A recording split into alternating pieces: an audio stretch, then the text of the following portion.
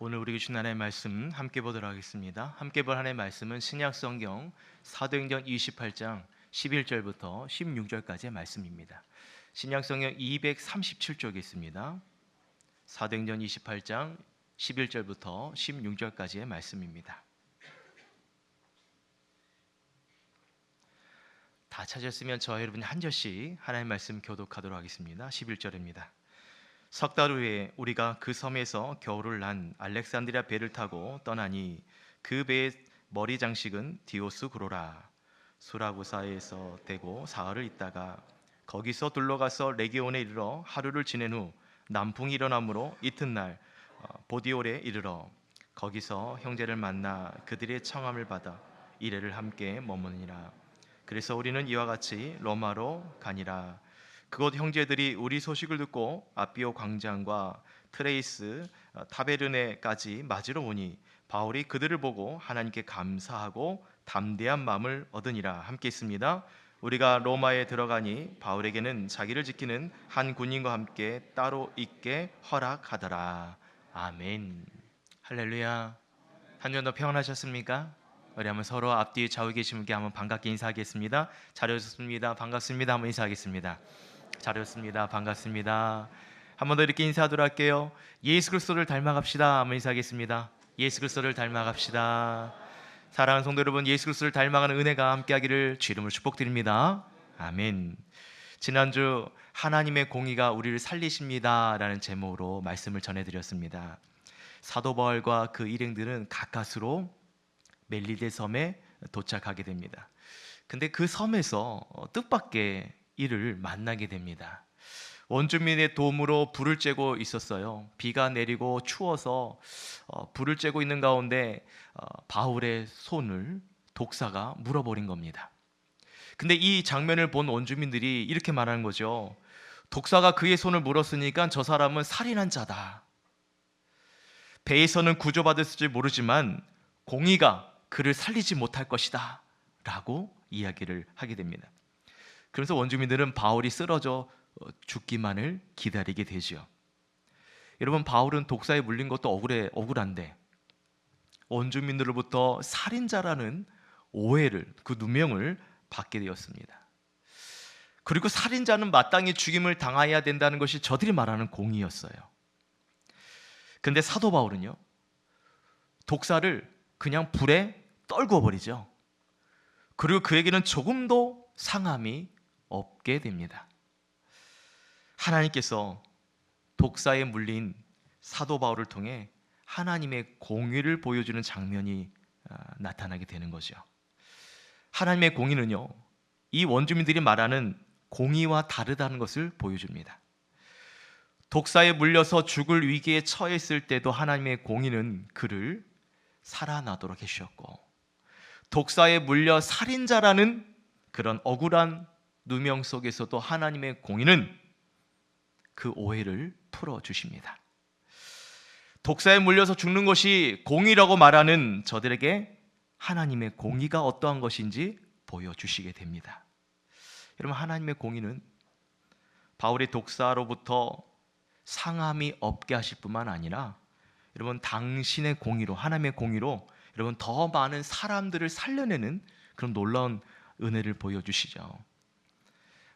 그래서 결국 열병과 이질에 걸려 누워있는, 병상에 누워있는 보볼료의 부친을 사도 바울이 찾아가서 기도하고 안수하여서 낫게 합니다.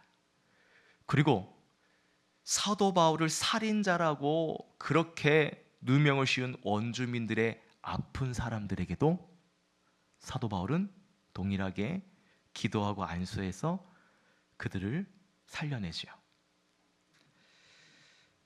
여러분, 하나님께서는 사도 바울을 통해 당신의 공의를 드러내 주신 거예요. 악을 악으로 갚지 말고 선으로 악을 이기게 되는 하나님의 공의를 사도 바울을 통해 보여주신 겁니다. 사랑하는 여러분, 여러분의 삶 속에도 이 같은 하나님의 공의가 함께하기를 축원드립니다. 선으로 악을 이길 수 있는 여러분 하나님의 공의가 있어요. 여러분, 그 하나님을 전적으로 의지하시기를 주의 이름으로 축원드립니다. 오늘 본문의 말씀은 지난주 말씀에 이어서 여러분 멜리데 섬에 있었던 바울과 일행들에 관한 내용을 소개하고 있어요. 그들이 이제 멜리데 섬에서 로마로 이동하게 됩니다. 여러분 어떻게 사도 바울과 그 일행들이 로마로 갈 수 있었는가? 여러분 배는 이미 좌초가 됐잖아요. 부셔졌잖아요. 그리고 그들이 가지고 있던 짐들은 모두 바다에 던져버렸습니다. 아무것도 가진 게 없어요. 근데 어떻게 로마까지 갈 수 있었는가?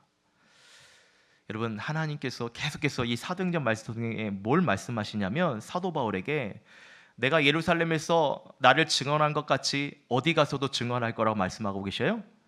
로마에 가서도 증언할 것이라는 이야기를 계속 반복적으로 말씀 보시면 나타나잖아요.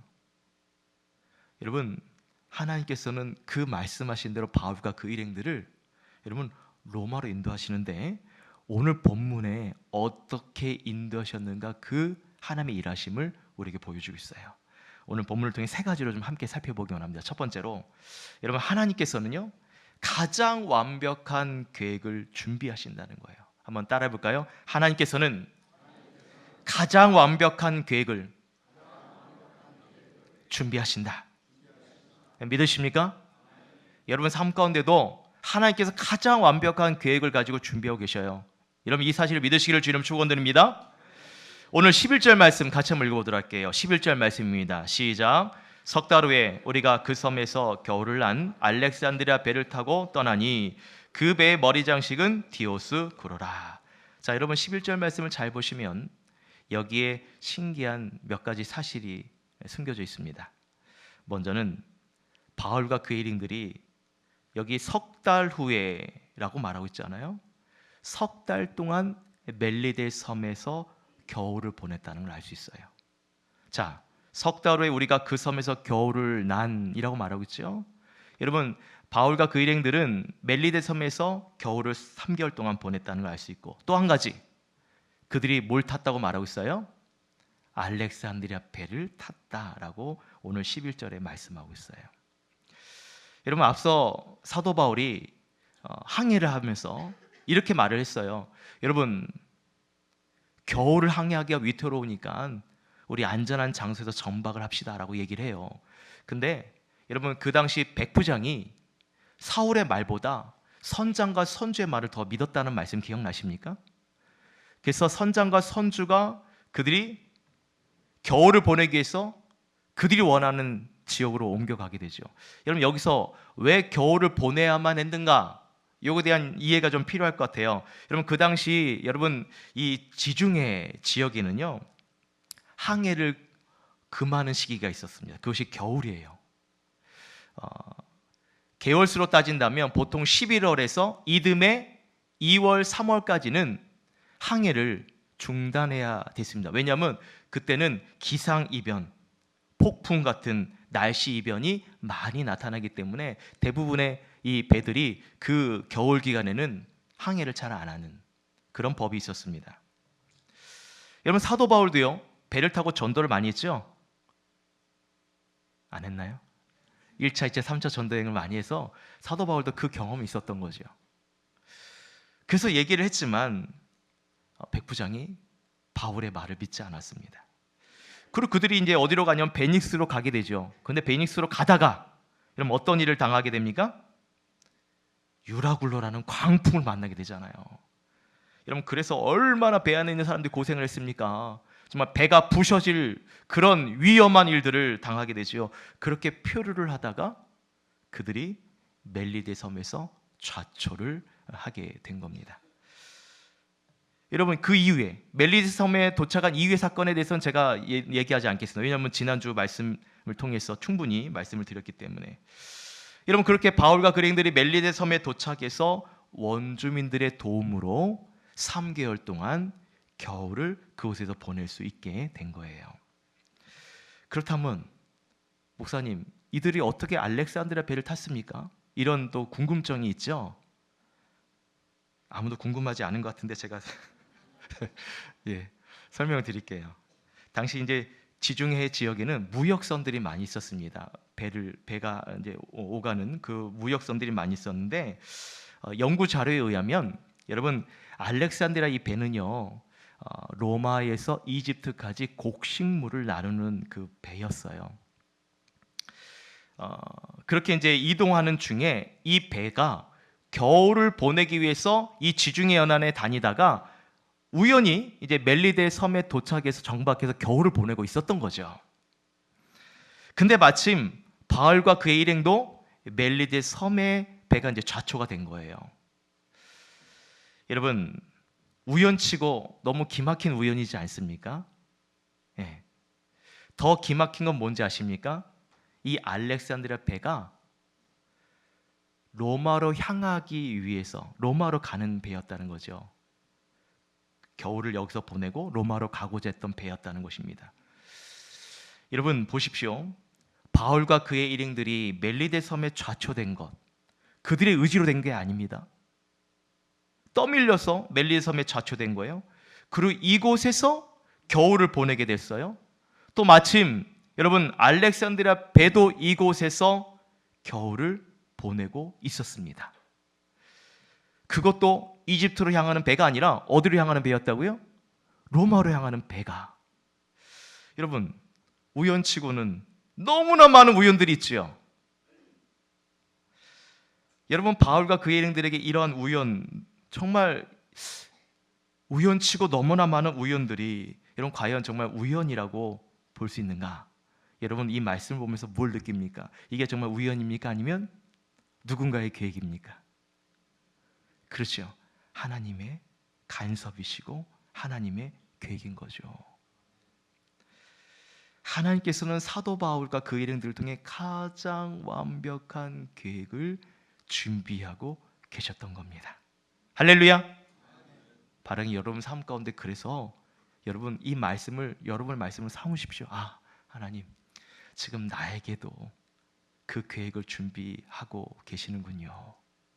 믿으십니까? 여러분 이것을 여러분 붙잡으셔야 돼요. 두 번째로 하나님께서는 사도 바울과 그 일행을 로마로 어떻게 인도하셨는가? 하나님께서는요 남풍을 통해서 로마까지 인도해 주시더라고요. 따라합시다. 하나님께서는 남풍으로 로마까지 인도해 주십니다. 할렐루야. 여러분 삶 가운데도 로마까지 인도해 주시는 하나님의 남풍이 불어지기를 주님으로 축복드립니다. 오늘 13절 말씀 같이 한번 읽어볼게요. 13절 말씀 시작. 거기서 들러가서 레기온에 이르러 하루를 지낸 후 남풍이 일어나므로 이튿날 보디올에 이르러. 여러분 바울과 그의 일행들은 알렉산드리아 배를 타고 로마로 향합니다. 12절에 보시면 여러분 수라구사라는 지명이 나와요. 거기서 도착해서 3일간 정박을 하게 되고요. 그리고 또 13절에 보시면 또 다른 지명이 나옵니다. 레기온이라는 지역으로 이제 이동을 해서 레기온에서 또 하루를 정박합니다. 자, 여기 13절 중반 이유를 우리가 잘 봐야 돼요. 레기온에 이르러 하루를 지낸 후, 그 다음 말씀 보면 뭐라고 말씀하고 있어요? 남풍이 일어나므로 라고 말씀하고 있습니다. 여러분 배가 그 당시 배가 항해하는 데 있어서 바람을 무시할 수는 없어요. 그렇죠? 바람도 어디서 부는 바람이냐에 따라서 목적지까지 가는 데 도움이 되기도 하고 방해가 되기도 합니다. 여러분 전에 바울과 그 일행들이 여러분 겨울을 보내기 위해서 베닉스로 이동했잖아요. 여러분 그때 그들이 이게 우리가 가는 게 제대로 맞다라고 생각했던 게 뭐예요? 그때도 남풍이 순하게 불므로. 혹시 생각나세요? 계속 지금 로마서 계속 사도행전 말씀 한번 보시면 그렇게 말씀 기록이 되어 있어요. 그때도 남풍이 순하게 불므로 야 우리가 제대로 가고 있다. 근데 여러분 그 바람 때문에 어떻게 됩니까? 얼마 못 되어서 큰 유라굴로 광풍을 또 만나게 되거든요. 그리고 표류까지 하게 됩니다. 여러분 그러니까 남풍이 분다고 해서 다 항해에 유리한 건 아니에요. 연구자료에 의하면 여러분 오늘 지명에 나오는 수라구사에서 레기온까지 거리가 보통 배로 3일 내지 또는 7일 정도 걸리는 거리입니다. 한번 지도를 좀 설명드릴게요. 한번 지도를 보시면 여러분 가운데 유라굴라는 광풍 보이시죠? 예, 그리고 왼쪽에 배가 보이고요. 그 위에 일본으로 표시된 동그라미가 뭐라고 적혀 있습니까? 예, 좌초된 멜리데 섬이에요. 거기서 이제 그들이 이동을 해요. 어디로 이동합니까? 수라구사. 여기서 며칠? 3일을 머물고 그 다음에 이동한 곳이 뭐라고 나와 있습니까? 지명이 레기온. 여기서 하루 정박하거든요. 자, 여러분 수라구사에서 레기온까지의 거리를 한번 보시고, 또 레기온에서 보디올이라고, 레기온 위에 보면 보디올이라고 적혀 있습니다. 거기까지의 거리를 한번 눈으로 한번 좀 이렇게 비교해 보세요. 거리 차이가 느껴지십니까? 예, 잘 보십시오. 보통 여기 레기온에서 수라굿에서 레기온까지는 배로 며칠 걸린다고요? 3일 내지 7일. 근데 오늘 말씀해 보시면 이제 레기온에서 보디올까지 며칠 만에 도착하는가? 오늘 말씀해 보면 뭐라고 적혀 있습니까? 예, 이튿날이라고 적혀 있어요. 이튿날. 그러니까 며칠 만에 도착했다는 거예요. 이틀 만에 도착한 거예요. 자, 여러분 이 보디올은 어떤 지역이냐면 로마로 가기 위한 관문이 있는 곳이에요. 예. 이곳에서 이제 바울과 일행들이 내려서 로마까지 이제 육로로 걸어가게 됩니다. 여러분 오늘 말씀을 통해 볼 수 있는 건 뭐냐면, 하나님께서 사도 바울과 그 일행들이 로마로 갈 수 있도록 그 먼 거리를 남풍을 불어주셔서 순적하게 나가도록 인도해 주셨다는 것을 볼 수 있어요. 그럼 목사님, 앞전에서 그들이 베닉스로 가고자 했을 때 불었던 그 남풍은 뭡니까? 여러분 그때는요, 하나님께서 계획하신 방법이 아닌 거예요. 사람들이 그 방향을 만든 거죠. 그래서 그때 부는 남풍과 지금 부는 남풍은 다른 거죠. 물론 남풍이라는 그 이름은 똑같지만 여기서 인도한 바는 남풍은, 여러분 그 바울과 일행들이 로마로 가기까지 안전하게, 그 거리 차이가 많이 남에도 불구하고 이틀 만에 갈 수 있도록 인도해 주셨다는 겁니다. 여러분 그래서 중요한 건 뭐냐면, 여러분 인생 가운데 여러분 하나님이 원하시는 길로 가면요, 하나님께서 이렇게 남풍을 순적하게 불어주신다는 거예요. 할렐루야. 하나님께서 그렇게 우리의 인생을 하나님께서 순적하게 이끌어 주시는 그런 남풍을 경험하시기를 주의로 축복드립니다. 그래서 바울과 그 일행들은 순적하게 로마까지 도착하게 된 거예요. 또 마지막으로 어떻게 하나님께서 바울과 그 일행들 로마까지 인도해 주셨는가? 여러분 하나님께서 로마의 형제들을 통해서 또 위로해 주십니다. 따라합시다. 하나님께서는 로마의 형제들을 통해 위로해 주십니다. 누구를 위로해 주셨을까요? 사도 바울을 위로해 주신 거예요. 자, 오늘 15절 말씀 같이 한번 읽어보겠습니다. 15절입니다. 시작. 그것 형제들이 우리의 소식을 듣고 아비오 광장과 트레이스 타베르네까지 맞으러 오니 바울이 그들을 보고 하나님께 감사하고 담대한 마음을 얻으니라. 여러분 지금까지 로마로 인도하는 그 과정들은요, 첫 번째 과정과 두 번째 과정은요 외적인 과정이에요. 어떤 자연의 그 하나님의 도우심을 통해서 로마까지 갈 수 있었어요.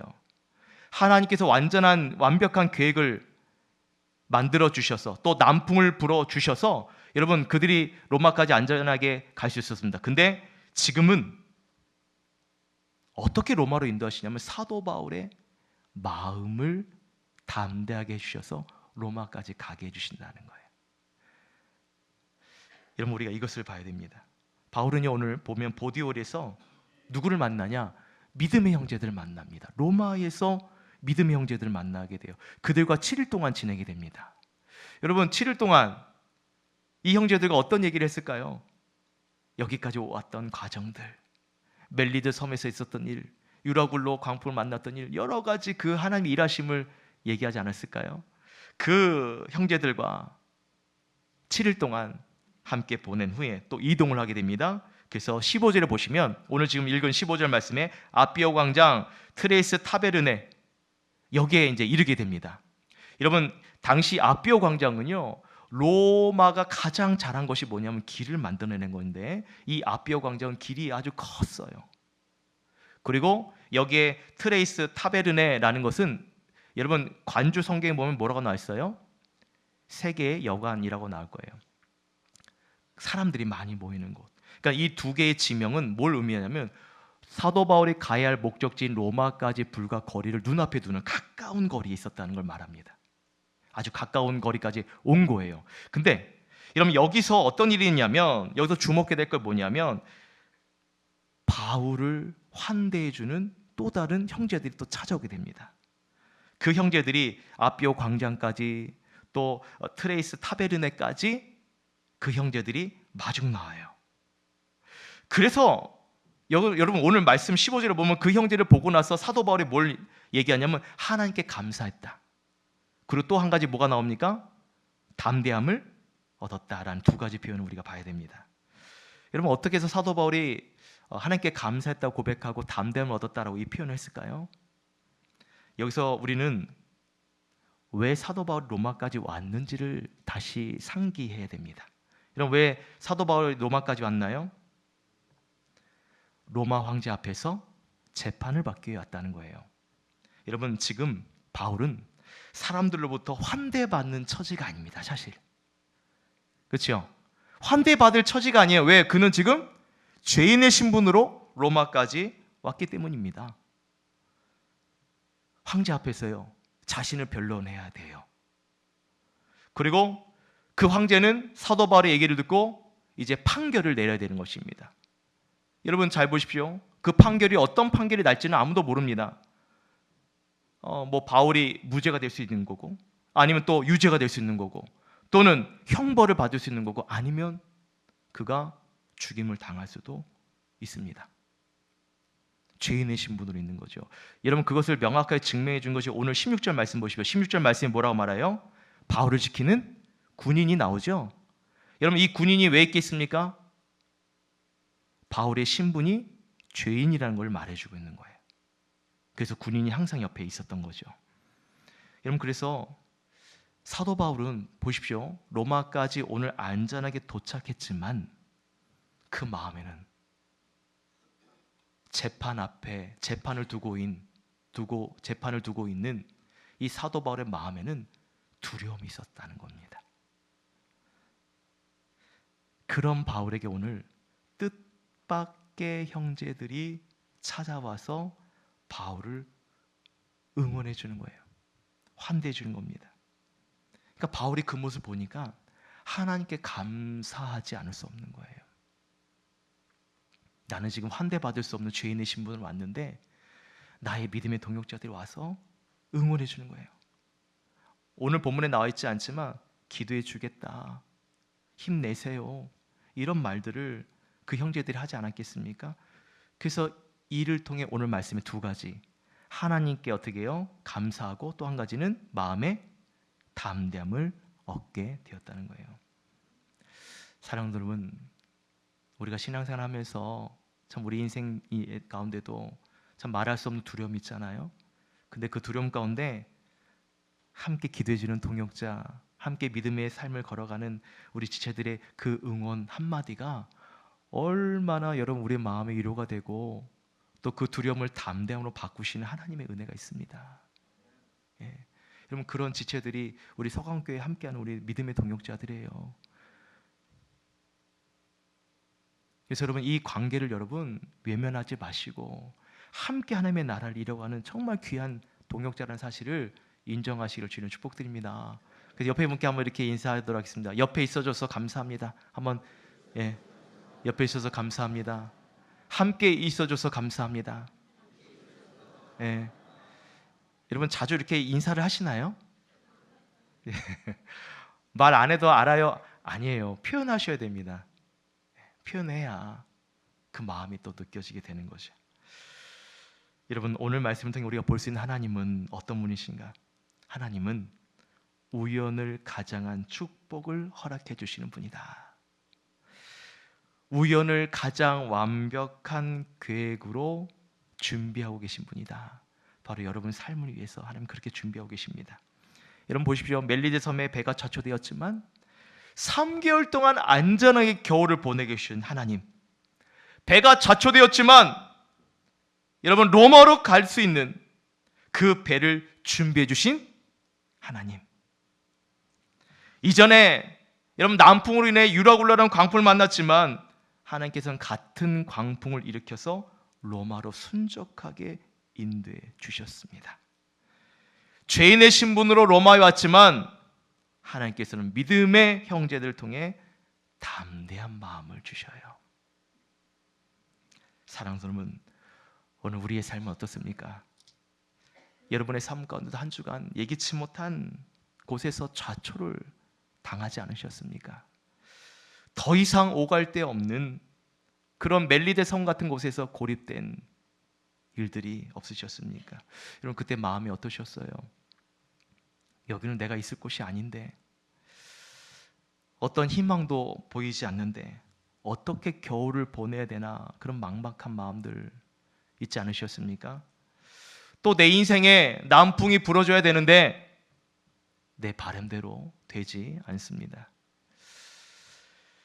여러분, 겨우겨우 어떻게 인생의 목적지까지 도착했는데 그곳은 나를 위한 목적지가 아니라 전쟁터와 같은 곳인 거예요. 두려움의 냄새가 있고 죽음의 냄새가 있고 어둠의 그늘이 떠나지 않는 곳에 나 홀로 서 있습니다. 이 같은 상황 속에서 내가 할 수 있는 게 뭡니까? 여러분, 하나님을 찾는 거예요.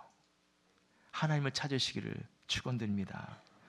오늘 본문을 보시면 사도 바울은 하나님을 직접적으로 찾는 모습은 연출되지 않습니다. 그러나 우리가 바울이 늘 하나님을 생각하고 있다는 것을 유일하게 보여주는 말씀이 오늘 15절 말씀이에요. 바울이 로마에 도착했다는 소식을 듣고 형제들이 찾아오고 나서야 바울이 제일 먼저 고백한 게 뭡니까? 하나님께 감사하고, 하나님 이곳에도 계셨군요. 이거 아니겠어요? 하나님 이곳에도 계셨군요. 그리고 여러분, 담대한 마음을 얻지 않습니까? 하나님께서는요, 언제나 우리에게 담대함을, 그 마음을 허락해 주신 분이에요. 할렐루야. 환대하는 믿음의 사람들을 통해 우리를 위로해 주시는 분이 저와 여러분이 믿는 하나님인 줄 믿으시기를 주님은 축원드립니다. 모든 사건마다 여러분 보세요, 하나님이 여러분과 함께하고 계셔요. 여러분 믿으십니까? 여러분, 엘리사를 보십시오. 엘리사 때 아람 군대가 엘리사를 사로잡기 위해서 여러분 도단에 모이죠. 그 성읍을 아람 군대가 둘러쌉니다. 그 성을 꽉 메워요. 그것을 사환이 눈을 뜨고 보니까 깜짝 놀랍니다. 아람 군대가 빽빽하게 성읍을 둘러싸고 있기 때문에 두려운 마음이 있었어요, 사환에게. 그런데 엘리사가 말합니다. 두려워하지 말아라. 우리와 함께하는 자가 저들과 함께하는 자보다 더 많다. 여기서 아멘이 나와야 되는데 혹시 이 말씀을 이해 못하신 분? 그리고 엘리사가 기도를 합니다. 누구를 위해서 기도해 주죠? 여러분 잘 따라오십시오. 엘리사 얘기하고 있어요. 엘리사가 누구를 위해 기도해 줍니까? 사환을 위해 기도해 줘요. 두려워하고 있고 지금 아람 군대 때문에 막 지금 가슴이 벌렁벌렁거리는 사환을 위해서 엘리사가 기도합니다. 하나님께서 그 종의 눈을 열어주시죠. 그때 뭘 봅니까? 엘리사가 보는 걸 보는 거예요. 뭘 봐요? 하늘에 불말과 불병거가 가득한 것을 보게 됩니다. 그래서 우리와 함께하는 자가 저들보다 함께하는 자보다 더 많다라는 것을 사환이 보게 됩니다. 여러분, 사환이 그걸 보고 그 이후부터는 두려웠겠어요? 안 두려웠겠어요? 두려워할 이유가 없죠. 그렇죠? 여러분, 그 종은 분명 처음에는 보지 못했어요. 여러분, 시력이 약해서가 아닙니다. 그 현장을 영적인 시각으로 보지 못했기 때문이에요. 영적인 시각으로 보지 못하면 하나님이 함께 하심을 우리가 잘 모를 수 있어요. 하나님은 무소부지하신 하나님 맞습니까? 계시지 않는 곳이 없어요. 그렇죠? 모든 곳에 존재하신 하나님이 무소부지한 하나님 아닙니까? 그 하나님이 저 여러분 가운데 늘 항상 함께 하신다. 할렐루야. 제가 좋아하는 시편 121편에 이렇게 말씀하고 있어요. 내가 산을 향하여 눈을 돌리라. 나의 도움이 어디서 올꼬? 나의 도움은 천지를 지신 여호와께서로다. 여호와께서 너를 실족하지 아니하게 하시며 너를 지키는 이가 졸지도 아니하시로다. 여러분, 하나님도 졸지 않는데 여러분 졸으시면 안 돼요. 이새를 지키는 이는 졸지도 아니하시고 주무시지도 아니하신다. 여호와는 너를 지키는 이시라. 여호와께서 내 오른쪽에서 내 그늘이 되시나니 낮의 해가 너를 상하게 하지 아니하고 밤의 달도 너를 해치지 아니하리로다. 여호와께서 너를 지켜 모든 환난을 면하게 하시고 또 내 영혼을 지키시로다. 여호와께서 너의 출입을 지금부터 영원까지 지키시로다. 할렐루야. 사랑하는 여러분, 그래서 하나님이 여러분과 늘 함께하고 있습니다. 믿으십니까? 여러분의 영적인 눈을 뜨십시오. 여러분의 영적인 시력을 회복하도록 여러분 기도하십시오. 내가 산을 향하여 눈을 들리라. 나의 도움이 어디서 올꼬? 여러분, 이것이 기도의 고백이지 않아요? 여러분, 산을 향하여 눈을 드십시오. 하나님께 영적인 시각을 갖도록 기도하십시오. 그러면 천지를 지으신 하나님의 존재가 보이게 될 줄 믿습니다. 그 하나님이 여러분을 실족치 않게 하신다. 할렐루야. 왜? 그 하나님은 졸지도 주무시도 않는 분이기 때문에 하나님이 여러분을 지켜주세요. 낮의 해도 밤의 달도 여러분을 상치 않도록 지켜주십니다. 여러분을 지켜 모든 환난을 면하게 하시는 분이 하나님이십니다. 여러분의 출입을 지금부터 영원까지 지키시는 분이 우리 하나님이십니다. 2주 전에요, 우리 청년들이 청년 축제를 열었어요. 이것을 하게 된 취지는 광명 지역에 있는 우리 청년 청소년들, 이들을 그리스도 안에서 하나 되게 연합되게 하기 위한 이 찬양 축제였습니다. 여러분, 늘 이제 이 잔치를 준비하는 입장에서는 부담이 크죠. 왜냐하면 이 모든 행사를 계획하고 준비하는 일뿐만 아니라 함께 또 이 자리에 참여하도록 하기 위한 것까지도 계획을 해야 되니까 참 쉽지 않습니다. 우리 1청년, 2청년들이 연합해서 이 행사를 준비하는데 할 때마다 얼마나 많은 체력적으로 영적인 소모들이 있는지 모릅니다. 내년에도 해야지라는 마음이 쏙 들어갈 만큼 그때그때는 너무 힘들어해요.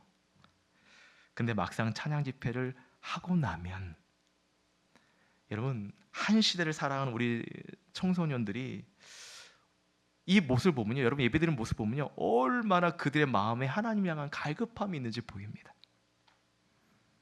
얼마나 하나님의 그 마음을, 사랑을 사모하는지 그 청년들의 모습, 이 광명 지역에 있는 우리 청년들의 모습을 볼 수 있어요. 한번 영상을 좀 먼저 좀 보도록 하겠습니다. 영상 한번 좀 보여주시죠. 영상이야?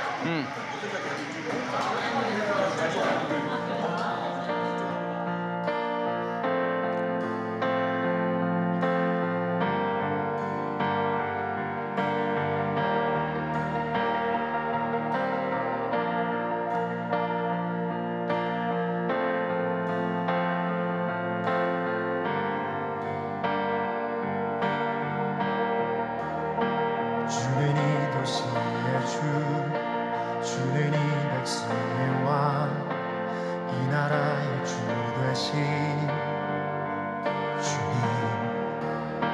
주는 어둠 속의 빛, 절망 가운데 소망, 참된 평화 되시는 주와 같은 분 없네. 주와 같은 분 없네.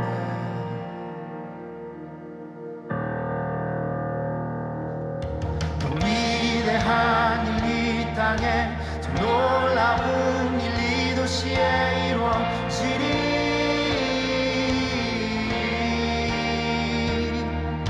더 위대한 일 이 땅에, 더 놀라운 일 이 도시에 이루어지리.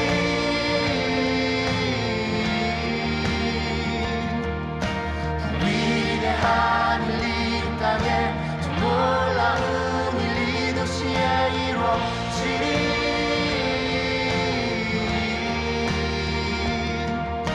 더 위대한 일 이 땅에, 더 놀라운 일 이 도시에 이루어지리.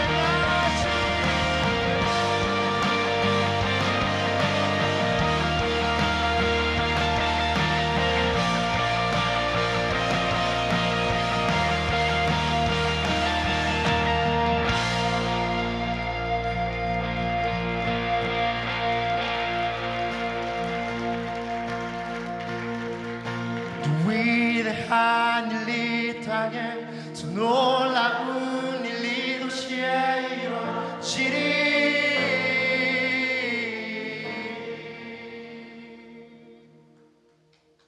네, 하나님께 영광 올씀. 어떻게 영상 잘 보셨습니까? 그날 못 오신 분들도 계시기 때문에 이렇게 또 영상을 보여드립니다. 여러분, 이 광명역에 있는 우리 청년, 청소년들 정말 어떤 건전한 놀이 문화가 없어요. 건강한 교회에서 신앙생활 하기 원하는데 환경적으로 뒷받침이 되지 못해서 교회에 나가고 있지만 정말 그들이 원하는 예배, 또 정말 하나님을 갈망하고 싶은 그 마음을 터뜨릴 수 있는 그런 곳이 많이 부족하더라고요. 여러분, 아마 여러분의 자녀도 또는 지금 교회와 거리를 둔 자녀도 마찬가지. 그 마음 가운데는 하나님 함께하고 계시는데 이 자녀들이 어디서 이것을 해결해야 될지 모르는 자녀들이 많이 있거든요. 그것을 여러분, 우리 교회가 이 일을 할 수 있다는 게 참 감사한 일이고, 또 이것을 기꺼이 이 광명 지역의 청년들, 청소년을 위해서 섬기겠다는 청년들이 있다는 게 참 감사한 것 같아요. 이 자리에 오기까지 우리 성도들이 함께 기도해 주시고, 또 바자회 했을 때 우리 많은 분들이 도와주시고 또 기도해 주셔서 이 사역들을, 이 광명적 청소년들의 이 영적인 회복을 위해서 이 사역을 하도록 하나님께서 은혜 주신 줄 믿습니다. 여러분, 이를 위해서 함께 더 기도해 주시고, 저는 청소년, 우리 청년뿐만 아니라 어저께도 우리 여전도에서 김장을 했어요. 그래서 맛있는 또 김장 겉절이도 먹고 또 교제도 했습니다. 참 이것도 기회예요. 교회를 위해서 함께 마음을 모으고 또 그것을 나누어 베푸는 마음도 참 귀하다는 생각이 듭니다. 여러분, 말씀을 정리할게요. 오늘 하나님께서 바울과 그 일행들을 로마로까지 어떻게 인도해 주셨는가? 여러분, 우리 인생 가운데 정말 하나님, 지금은 아무것도 안 보이는데 하나님 내 인생을 어떻게 이끌어 가실까? 여러분, 오늘 말씀에서 분명히 보여주고 있습니다. 하나님께서는 여러분을 향한 가장 완벽한 계획을 준비하신다. 할렐루야. 우연을 가장한 하나님의 놀라운 축복이 여러분 삶 가운데 함께할 줄 믿습니다. 하나님께서 남풍을 불어 로마까지 인도해 주셨어요. 여러분 삶 가운데 하나님께서 이 남풍을 불어주셔서 여러분 인생을 순적하게 인도해 주실 줄 믿습니다. 하나님께서 로마에 있는 형제를 통해서 사도 바울을 위로해 주셨어요. 그 마음을, 두려운 마음을, 그 영적인 그 두려움들을 형제들을 통해서 담대하게 해주십니다. 그 하나님을 찬양해요. 사랑하는 여러분, 오늘 이 자리에 여러분 삶 가운데도 이와 같은 은혜가 있길 축복드립니다. 여러분을 향한 하나님의 완벽한 계획을 준비하고 계시고, 여러분 인생 가운데 하나님께서 남풍을 불어 주실 것이며, 할렐루야, 하나님께서 여러분의 마음을 담대하게, 하나님께서는 그 마음을 귀한 영혼들을 통해 여러분을 위로케 해주실 것입니다. 오늘 하나님의 일하심을 기대하시고 오늘 주신 말씀을 기억하시면서 함께 우리 찬양 고백하기 원해요. 하나님의 부르심에는요 후회가 없습니다. 오늘 이 자리에 오신 것도, 예배한 것도 하나님의 부르심, 여러분의 인생을 이끌어 가시는 하나님께서 모든 항해하는 과정들도 하나님께서 부르시는데 어떻게 인도하시는가, 오늘 이 말씀을 통해 위로받으시기를 주 이름으로 축원드립니다. 불편하지 않으면 자리에 함께 일어나셔서 함께 찬양하고 기도하고 모든 예배를 마치도록 하겠습니다.